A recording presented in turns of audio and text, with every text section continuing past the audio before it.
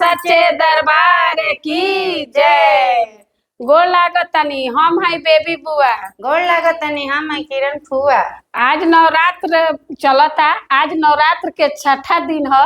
आ छठा दिन में फुआ जानता रू के कर पूजा होला? हाँ एकदम जानतनी। माँ कात्यायनी के पूजा होला। हाँ आ माँ कात्यायनी के पूजा होला। माँ कात्यायनी के कौन रंग पसंद है? हाँ इहो जानतनी। लाल साड़ी, लाल फूल, लाल सारा सामान लाल लाल हुआ के। हाँ तो लाल तो कबो शुभ हमनी के मानल जाला कि लाले पियर कोनो पूजा पाठ में कहल जाला पहने के। आ देखो आज हमनी के माँ के भी लाल रंग पसंद है।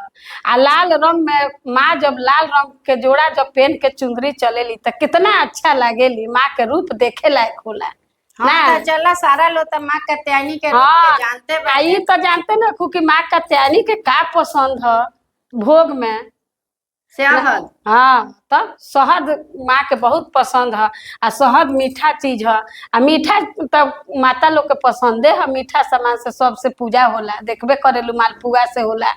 लोग लुचुई बनावेला सब करेला। हाँ तो चला दशहरा के आधा दिन बीते वाला बा। हाँ पांचवा छठा दिन कैसे बीत गईली दिन बुझा तो ही नहीं के। तो चला सवेरे पूजा, शाम के आरती, भजन जे न जाई ओनिए देखो जे इतना बढ़िया लागेला। माइक में माता जी के गीत सुने के मन कर ले जे सब काम छोड़ के माते जी में लाग जाए।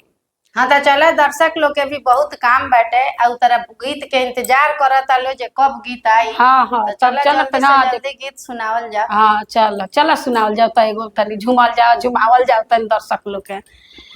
घोड़वा चढ़ला मैया माधो के पुकारेली।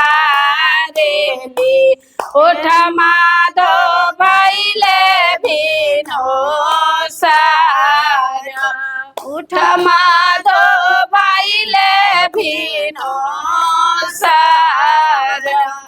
घर में से निकालेली माधो के मैया हो।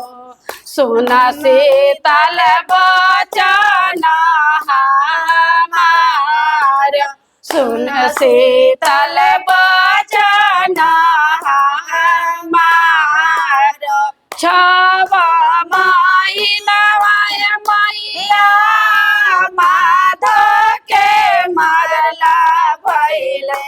के करिए आदर तोहार। के करिए आदर तोहार।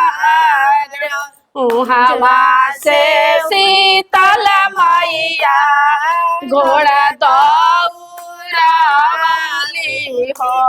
खड़ी भैली गंगा के आड़। खड़ी भैली गंगा के आड़। कवना ही घटिया गंगिया माधो के जरवलो। से हो घटिया दोना बतालाई। से हो घटिया दोना बतालाई। जवना ही घटिया मैया माधो के जरवनी हो। जामी गईले कुसावा पारस। जामी गईले कुसावा पारस। चंदना छई मैया चिरावा सजवली हो। नहसुरा धैले सिरहाना। नहसुरा धैले सिरहाना। धने धने शीतल मैया धन रौरा बानी हो। धन राउर सकत बातो हार। धन राउर सकत बातो हार। छवा महीनवा मैया माधो के